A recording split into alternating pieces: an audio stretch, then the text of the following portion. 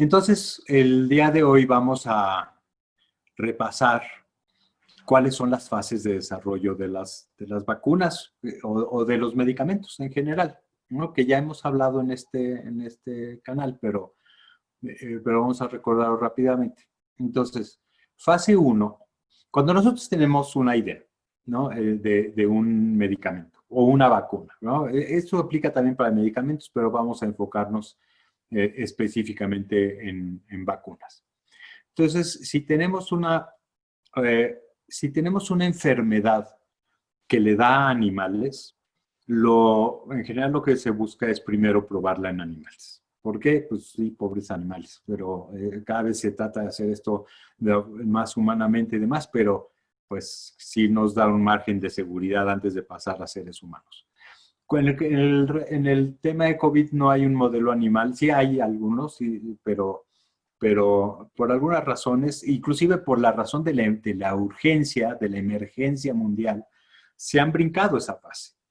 Entonces, no se está, o sea, el animal en el que se están empezando a probar las vacunas es el Homo sapiens, o sea, somos los conejillos de Indias. Que en parte está bien, ¿no? Yo creo que hay formas de poder limitar la experimentación animal. Entonces, la fase cero, digamos, es todo lo que se hace antes de estar el ser humano.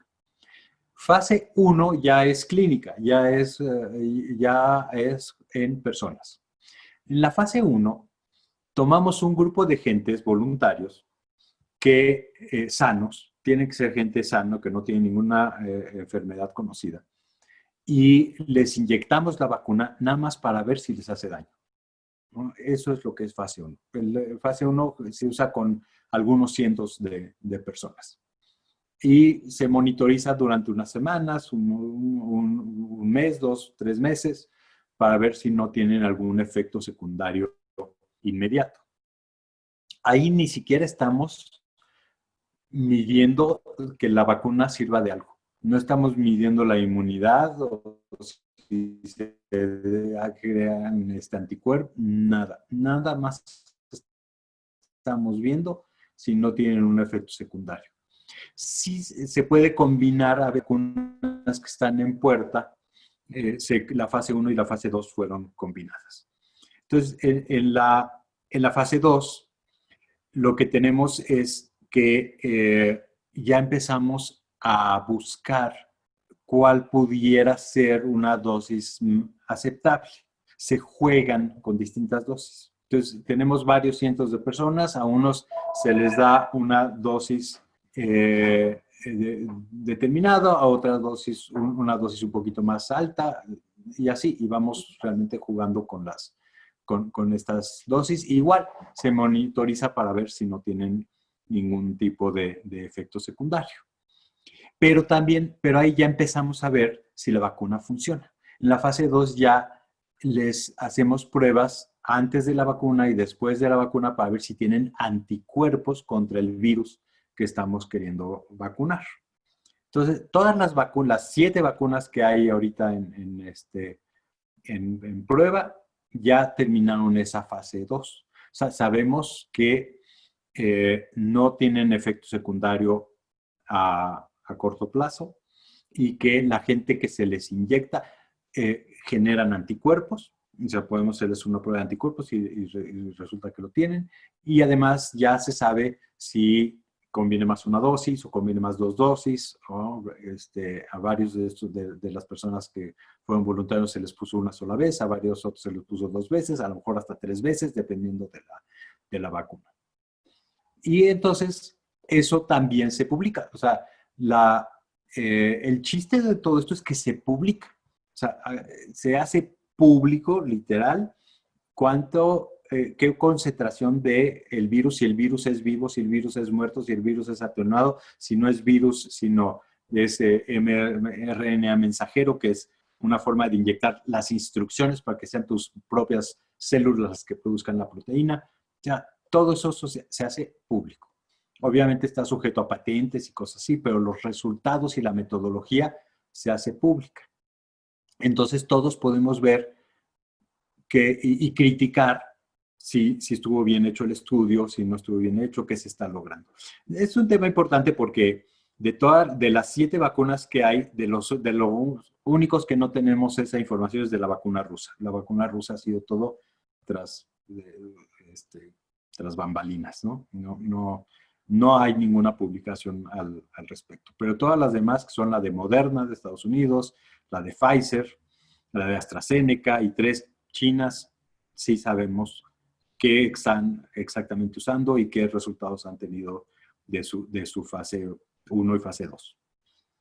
Y ahora entramos a fase 3. Ahora, fase 3 es es cuando ya vemos si sirve. No, digamos, no, es cuando empezamos a probar efectividad. Es diferente si que yo mida y que yo pueda decirles, si le pongo esta vacuna, si le saco sangre a la gente y tiene anticuerpos, eso es una cosa. Asegurarme que esos anticuerpos funcionan es otra. O sea, no necesariamente los anticuerpos funcionan como quisiéramos. No siempre. Yo les voy a dar ejemplos más adelante de cosas que han pasado en la historia, ¿no? Con vacunas. Entonces, ¿cuál es la diferencia entre la fase 3?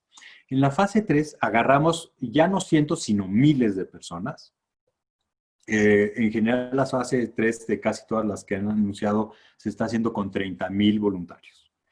Ese número no es sacado de la manga, hay técnicas estadísticas. O sea, sabiendo qué es el resultado esperado, la incidencia de la enfermedad en esas 30,000 personas, el punto es que vamos a poder medir si la vacuna puede reducir esa incidencia.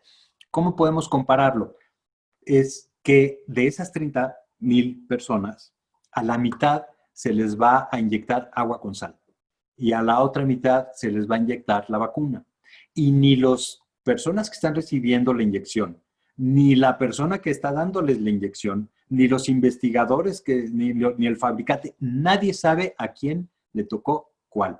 Está sellado. O sea, los lotes de sustancia están foliados y agarra y se anota, ok, fulanito de tal, este es tu nombre, tu edad, no sé qué, te tocó folio número tal. Y eso si ese folio corresponde a vacuna o corresponde a placebo, nadie sabe, hasta que no se abran los sobres. Entonces, lo que se necesita ahora es ver si de esas 30,000 gentes se enferman más o se enferman menos los que fueron vacunados. Entonces, hay que necesariamente darle un tiempo, porque necesitan enfermarse. O sea, si no se enferman, algunos, no podemos comparar a ver si están enfermando más unos que otros. Necesariamente es cuestión de tiempo. Entonces, ahora, ¿qué quiere decir el no hacer una fase 3?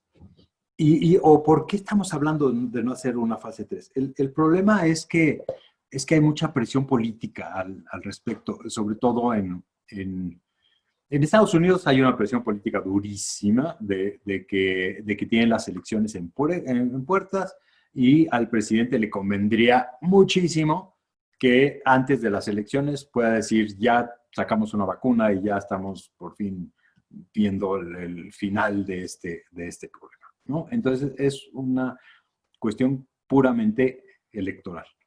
En el resto del mundo, pues todos los gobiernos están en problemas. Todos los gobiernos realmente se han visto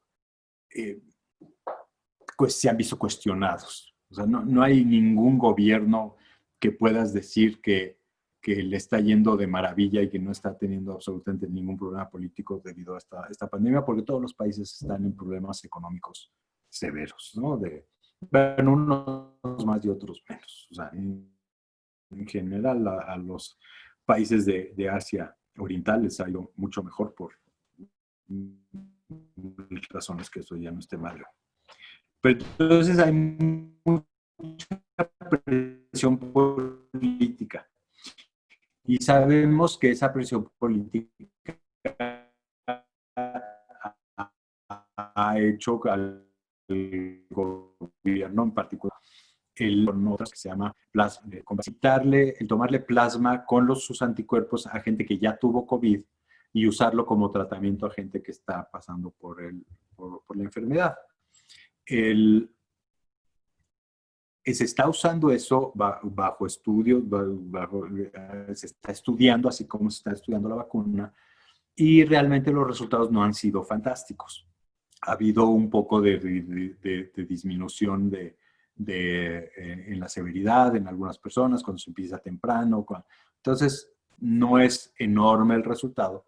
Y justo en la semana pasada, la FDA, que es quien se encarga de monitorizar estas cosas, equivalente a la COFEPRIS en México, pues declaró que los resultados eran muy buenos y que se iba a liberar el uso de plasma. Y no es cierto, no es cierto que los resultados han sido muy buenos. O sea, se tuvieron que retractar, de hecho, ¿no? Dijeron que tenía 35% de efectividad cuando el porcentaje es más cercano a 5. Entonces, ahí vemos la presión política en acción. Y hay mucho miedo de que esa presión política nos afecte en la accesibilidad de esta vacuna. Entonces, no hacer fase 3 quiere decir ya tenemos los resultados, todo el mundo lo va a ver muy bien y entonces ya está a la venta y se la puede poner quien se la quiera poner. Eso quiere decir no hacer fase 3, no hacer fase 3. Entonces, ¿cuál sería el problema potencial, ¿no? Digamos, bueno, total, si no funciona, no funciona. Pues no, puede ser peor que eso. Uno, efectivamente eso, ¿no? Muchas de las vacunas en desarrollo buscan distintas formas de atacar el virus, ¿no? O sea, como ya habíamos, no voy a entrar mucho en detalle, pero hay vacunas a veces, dependiendo de la enfermedad en sí, hay vacunas de virus vivos, que no sería una opción en este caso. Hay vacunas de virus vivos atenuados, hay vacunas donde se inyecta solo una parte del virus. Hay vacunas en donde se inyectan otros virus con la información genética que hace que se parezcan a que esa es una de las que se está probando, la de AstraZeneca en particular, y hay otras de las chinas. Entonces hay distintas opciones, pero muchas son novedosas. No hay hasta el momento ninguna, por ejemplo, de RNA mensajero, que es una de las estrategias, no hay ninguna vacuna en uso actualmente. Sería la primera. Entonces, no estamos seguros de que puedan tener un buen efecto. Es una de las cosas que necesitamos saber de una fase 3, o sea, saber si realmente la gente se protege cuando es vacunada. Entonces, la otra cosa es que a lo mejor, o sea, las primeras que van a salir, digamos, que a la posibilidad de uso van a ser las que fueron más fáciles de hacer, no necesariamente las mejores. Y la otra es, regresando al punto de saber si funciona, una de dos, como decíamos, tenemos dos posibilidades, o como se está haciendo ahorita, que es contra placebo en gente que está haciendo su vida diaria normal. La otra posibilidad que existe, que se ha utilizado en otros tipos de enfermedades, es infectar deliberadamente a la gente vacunada. O sea, te pongo la vacuna y luego te infecto con un virus, con el virus en cuestión. Eso se ha hecho con algunas vacunas para del catarro común o cosas así. Pero en este caso no es una posibilidad porque no tenemos ningún medicamento de rescate si te pones grave. Entonces, no podemos arriesgar, aunque sean voluntarios, no los podemos arriesgar de esa manera, no es ético. Entonces, este tipo de estudios no van a ser posibles. Entonces, necesitamos una gran cantidad de gente que se vacune con la vacuna experimental y ver si realmente se enferman menos. ¿Qué más podemos perder si no hacemos eso? Pues la negación de las vacunas viene en aumento. los grupos antivacunas están siendo cada vez más ruidosos, ¿no? Es la broma que puse cuando estábamos en la pantalla. Hay, que es un poco para quienes sabemos de vacunas, esta es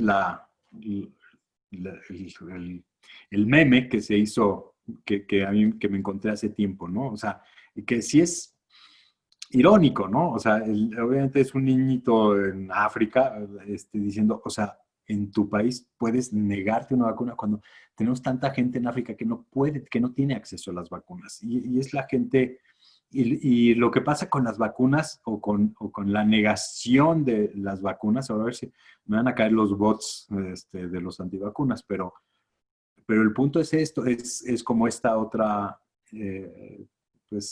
caricatura que salió en el Star Tribune en Estados Unidos. O sea, sí, la gente, o sea, tenemos las enfermedades que se pueden prevenir rodeadas, ¿no?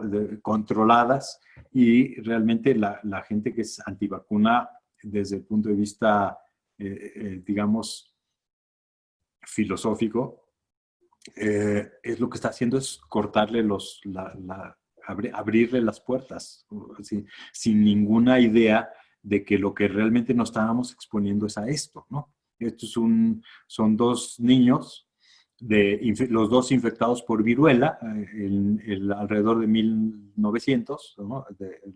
A principios del siglo pasado. Uno de los dos niños había sido vacunado antes, el otro no había sido vacunado antes. A los dos les dio viruela. Si se fijan, con cuidado, los dos niños tienen un poquito de cicatrices de viruela, uno significativamente más que el otro. A veces una vacuna no evita que te dé la enfermedad, nada más hace que te dé menos fuerte. Entonces, esto era la causa de muerte en niños por muchos años, la causa número 1 de ceguera en niños. Ya habíamos hablado de esto en otra ocasión. Y la gente que ahorita dice, no, a mi hijo no lo vacunas, pues está protegida por esa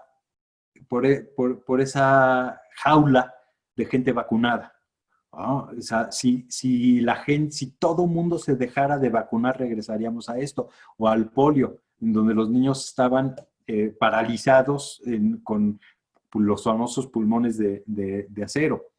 Entonces, el problema es que esa gente, y pues inculta hay veces movida por fines económicos o políticos, no sabe que realmente a lo que nos está exponiendo en ese sentido, pero existen. O sea, está en mucho el peligro de esto. Entonces, la situación que queremos evitar es arriesgarnos a poner al acceso, sacar una vacuna y que resulte que tiene efectos secundarios importantes, ¿no? Eso, imagino, o simplemente que no funciona. Entonces, le estaríamos dando armas a la gente que, que, que usaría eso para decir todas las vacunas son iguales. Y no, o sea, aunque se sacara la vacuna del COVID y fuera un fracaso rotundo, eso no quita que la vacuna del sarampión no lo es, y que la vacuna del polio no lo es, y que la vacuna de la viruela logró erradicar la viruela del planeta. O sea, entonces, pero la gente lo usaría para eso. Entonces, es un peligro real acelerarnos. Es una de las cosas que, que, que tenemos que evitar, ¿no? Y la negación de las vacunas está tan importante ahorita que el 2019 la Organización Mundial de la Salud sí hizo lo nombró como uno de los 10 problemas de salud más importantes del mundo actualmente. Y es que realmente las vacunas salvan muchísimas vidas, y el hecho de que esté resurgiendo el sarampión y la tosferina en Europa y en Estados Unidos es de preocuparse. Entonces, justo lo que alegan los antivacunas es que las vacunas no son seguras y pues no queremos darles la razón. Entonces hay que serlos. Las vacunas sí son seguras porque se hace con cuidado esto. Y si permitimos que por fines políticos se reste ese cuidado, pues vamos a encontrarnos en problemas que han surgido antes. Para empezar, el efecto secundario, y hablando ya digamos, tenemos dos posibilidades. Una es que no funcionen, otras es que tengan efectos secundarios. Los efectos secundarios se conocen, hay efectos secundarios de vacunas. Desde los 60 hubo intentos de crear vacunas contra dengue, contra un virus que se llama el virus sincicial respiratorio, más adelante contra el SARS a principios del 2000, 2003, 2004. Y se encontró que con algunos ensayos de vacunas, las personas o animales que recibían, porque lo de SARS, por ejemplo, se estudió en animales, los animales o personas que recibían la vacuna, paradójicamente tenían enfermedad más severa cuando se infectaban, en lugar de menos. Y esto se ha encontrado que hay dos procesos. Hay una cosa que se llama Antibody Dependent Enhancement, que es el enhancement, el aumento pues, de la enfermedad, de la severidad de la infección, gracias a anticuerpos. El punto es que hice unas diapositivas, pero lo acaba siendo demasiado técnico. El punto es que si el anticuerpo no está bien hecho, puede favorecer que el virus ataque a la célula de la inmunidad. O sea, los anticuerpos son un ganchito del cual agarra la célula inmunológica para atacar al virus y destruirlo. Y si ese anticuerpo no está bien hecho, no es neutralizante, entonces puede ser la vía de entrada para el virus a la célula inmunológica. Entonces empezamos a tener células T infectadas y eso puede agravar la enfermedad. Hay algunas personas que han estudiado la posibilidad de que, de hecho, eso sea lo que hace que unas personas se pongan tan enfermas con el COVID, ¿no? Sabemos que 80% de la gente o más, inclusive, porque 80% de los sintomáticos les da muy leve, ¿no? Quitando los asintomáticos. Entonces, hay un gran grupo de asintomáticos que se enferman, que se infectan y nunca les da la enfermedad, como quien dice, pero sí tuvieron el virus. Luego hay un 80% de la gente que sí tiene síntomas, 80% les da leve, entre muy mínimo y entre los que sí la batallan más. Y un 20% tienen que ser hospitalizados. Y alrededor de un 3% tienen una enfermedad más grave y de esos algunos fallecen.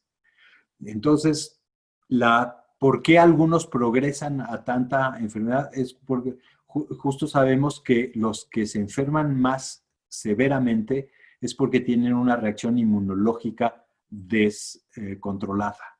Y puede ser que este fenómeno en el cual los anticuerpos hacen que el virus pueda infectar a la misma célula que nos tiene que proteger, eso pudiera ser uno de los factores. Entonces, no queremos que la vacuna sea la que nos cause eso.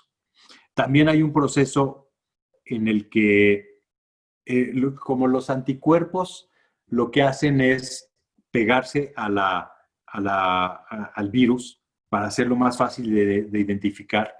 También pueden como que aglutinarse y causar efectos secundarios y efectos que son de tipo alérgico en un momento dado. Y eso es otra segunda razón que puede hacer que si el anticuerpo no está bien hecho, tenga más problema que o sea, de más problema que el que estamos queriendo de evitar. Eso pasó con el virus sincicial respiratorio, en el cual cuando se empezaron a hacer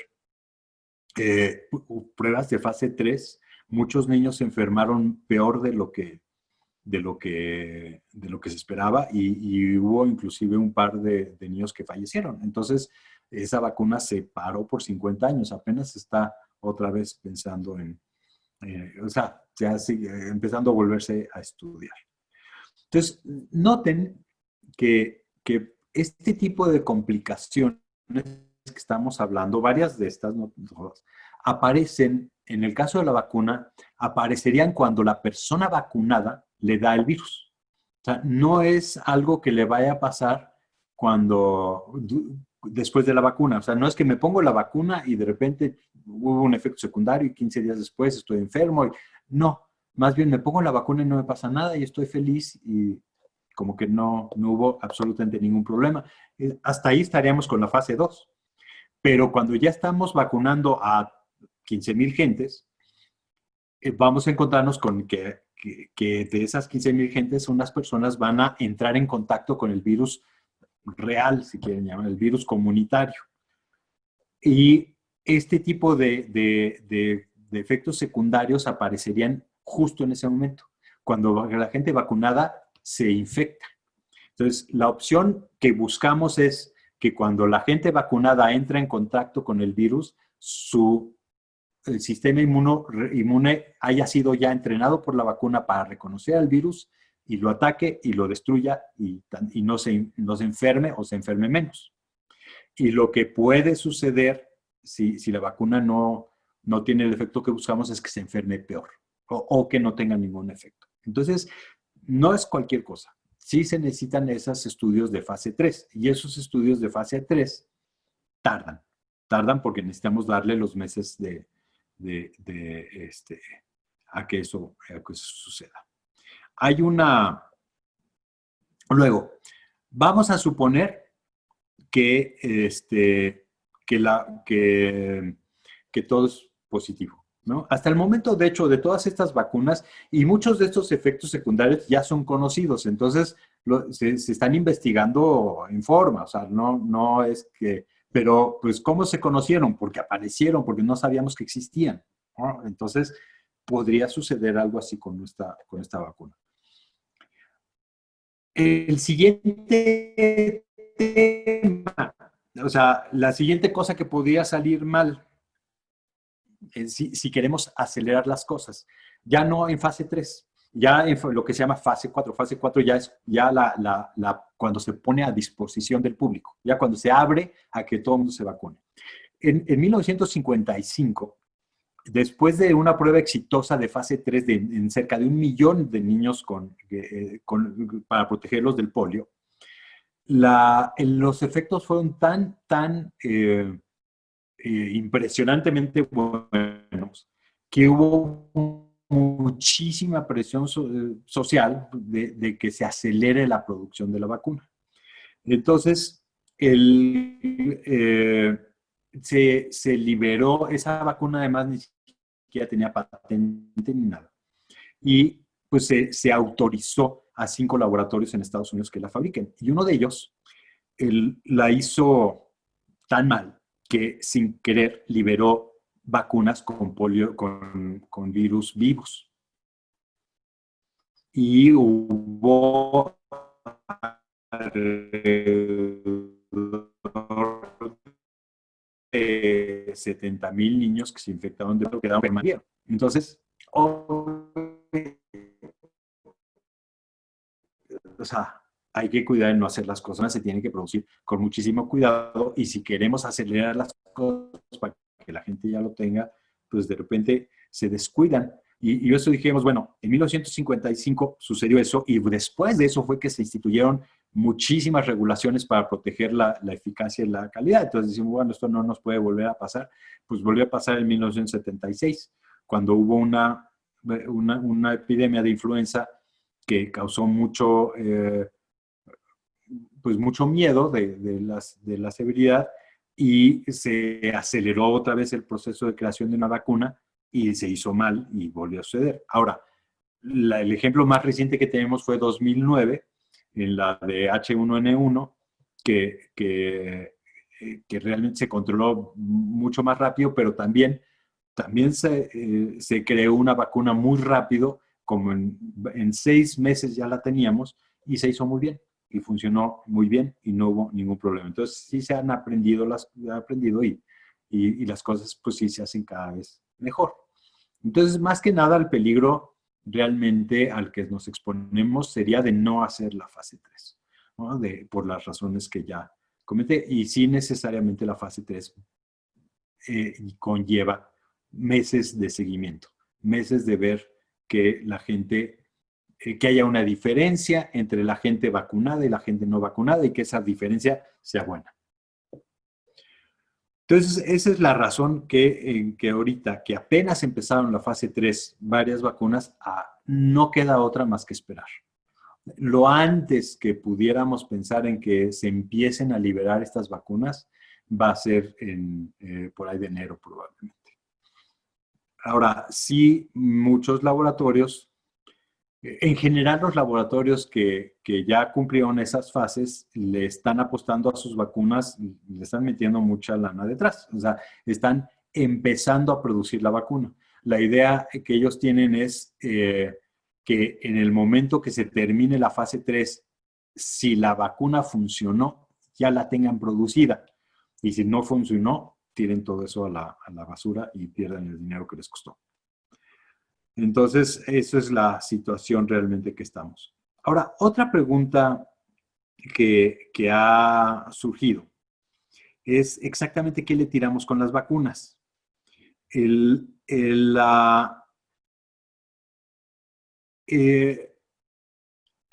¿Cuál es la expectativa que tenemos de estas vacunas?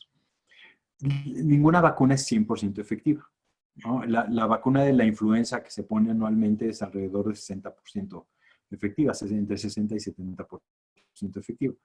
Entonces, en general, si tenemos 50% de efectividad, en ausencia de efectos secundarios, pues estamos bien. Quiere decir que la mitad de la gente que se ponga la vacuna va a estar cubierta y la otra mitad, pues no va a estar cubierta, pero no está peor que como empezó. Si nos va muy bien, vamos a tener un 75% de efectividad, ¿no? En el cual 3/4 partes de la gente que se vacunan van a estar protegidas de la enfermedad. Eso, ¿cuándo vamos a saber si es 50, 75, 66, 32 o lo que sea?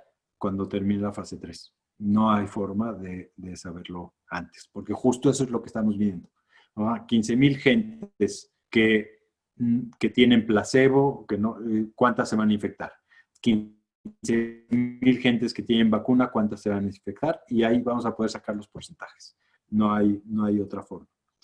Ahora, ¿qué sería lo ideal? Una vacuna de 75, ya hay fórmulas al respecto, pero esto lo oí en una entrevista con una de las personas que están involucradas en Estados Unidos en los estudios clínicos para poderlas aprobar.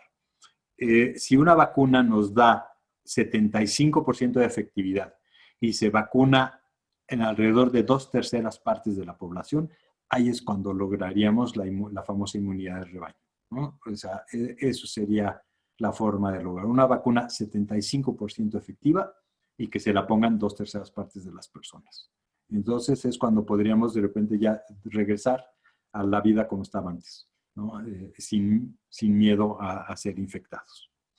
Ahora, en cuanto a qué quiere decir estar protegido, es muy poco probable que ninguna de estas vacunas nos dé lo que se llama inmunidad esterilizante. O sea, inmunidad esterilizante quiere decir que que no solo no tienes la enfermedad, sino que el virus no se puede reproducir en ti. Ahí, quien me haya oído a lo mejor decir algo al respecto, pido disculpas. O sea, así, con estas cosas se va aprendiendo mucho cada vez.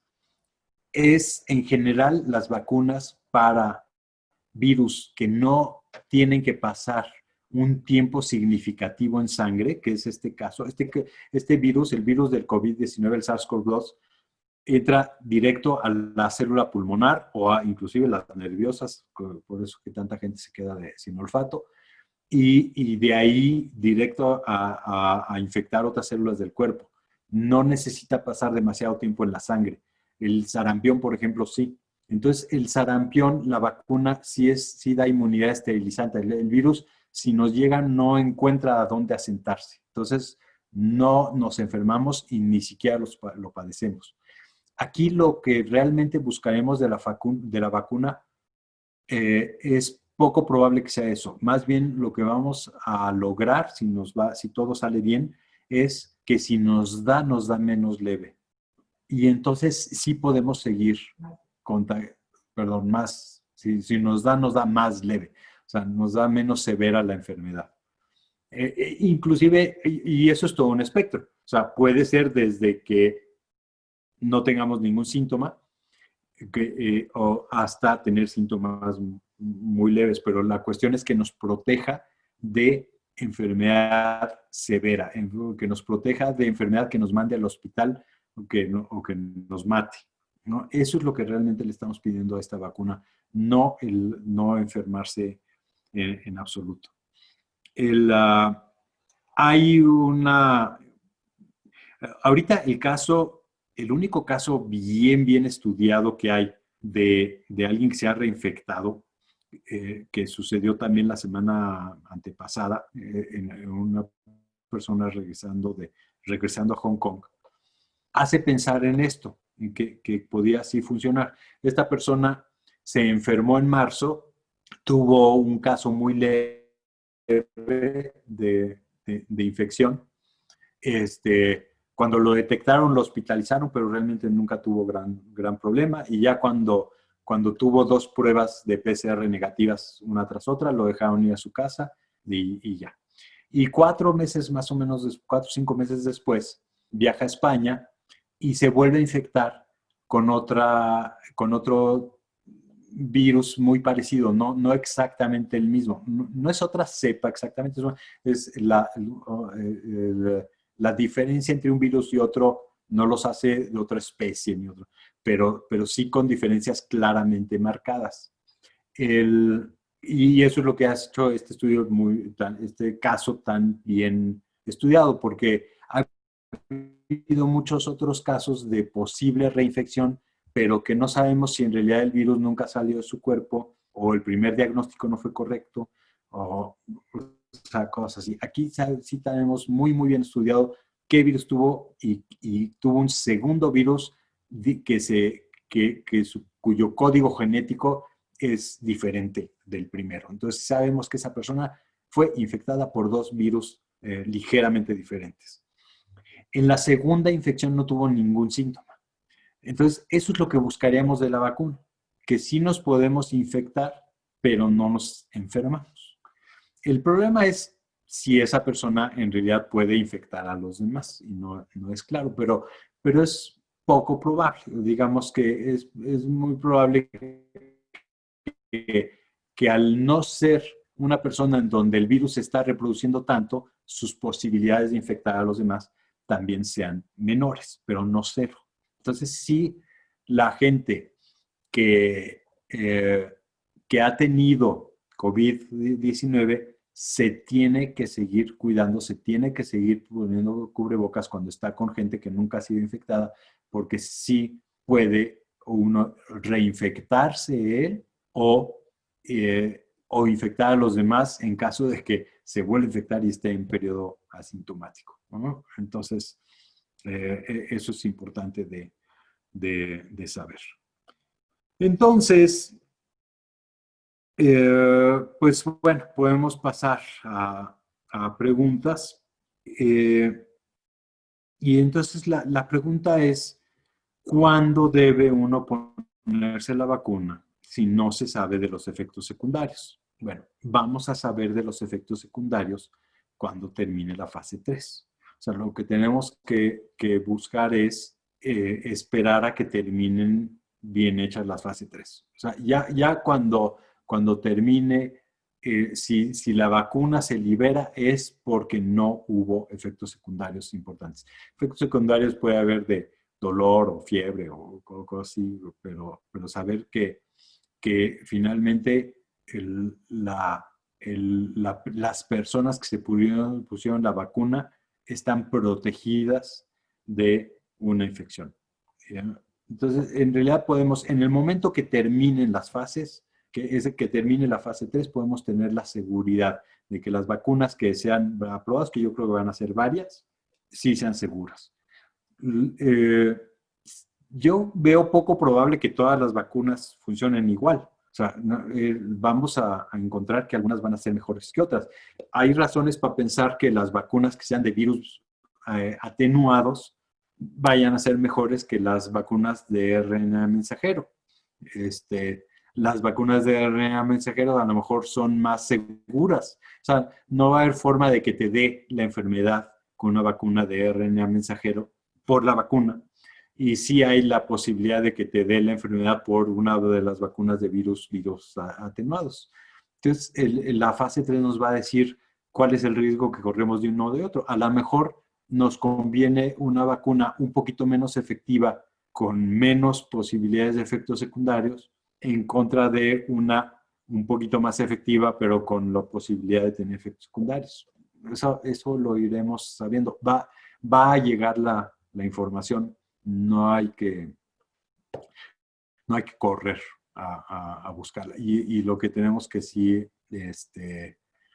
estar pendientes es de esos intentos políticos de acelerar los resultados, ¿no? Que es lo que estamos viendo en Rusia, Estados Unidos y en China. Son los únicos, curiosamente, los únicos 3 países en donde aceleraron la fase 3 antes de tener completada fase 2 y que están hablando ya de liberar la población, son pues los países con los regímenes más totalitarios que hay ahorita, ¿no? Que son Rusia, China y Estados Unidos.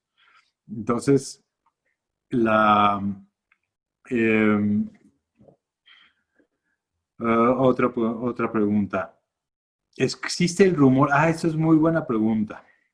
Existe el rumor de que será muy importante ponernos la vacuna de la influenza. ¿Qué tan cierto o necesario es? No es rumor, o sea, ya lo declaró la Organización Mundial de la Salud. El miedo es que te den las dos cosas. O sea, si es que te puede dar una enfermedad por 2 virus diferentes. O la otra cosa es, todos los años hay muertos por influenza. No me sé la cifra en México, pero creo que en Estados Unidos son alrededor de 70,000 gentes que mueren por influenza cada año.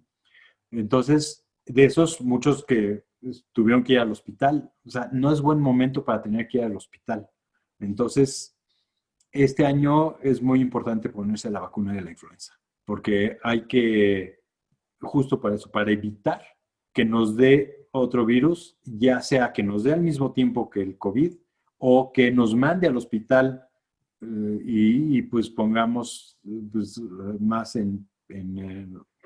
pues, en riesgo o sea, tenemos escasez de medicamentos, escasez de camas, escasez de todo, pues justo ahorita no lo queremos. Entonces sí, hay una recomendación formal yo creo que unánime de todas las organizaciones de salud del planeta, de que este año sí es muy importante ponerse la vacuna de la influenza. Entonces, yo me lo voy a poner. Y miren que me dan miedo las inyecciones.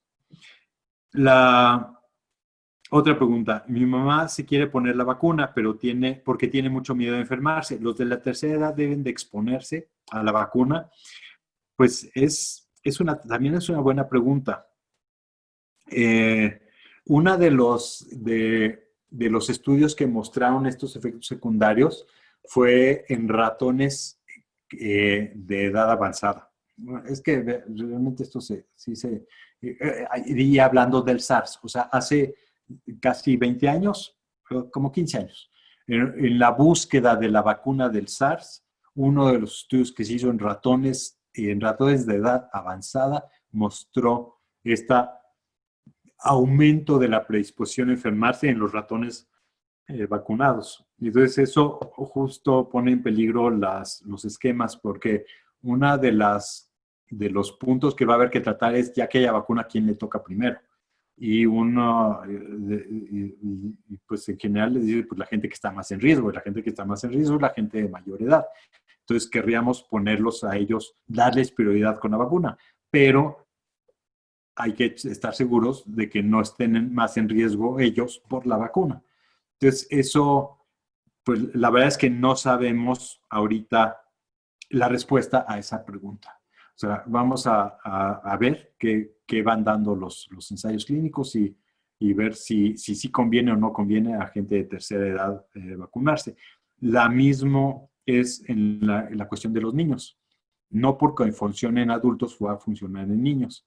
Entonces, se van a necesitar estudios específicos en niños antes de liberar la vacuna para niños. Afortunadamente sabemos que los niños en general son más resistentes a este virus. Acuérdense que no todos los virus son así, ¿no? La influenza, por ejemplo, puede ser muy severa en niños de menos de 5 años. Entonces,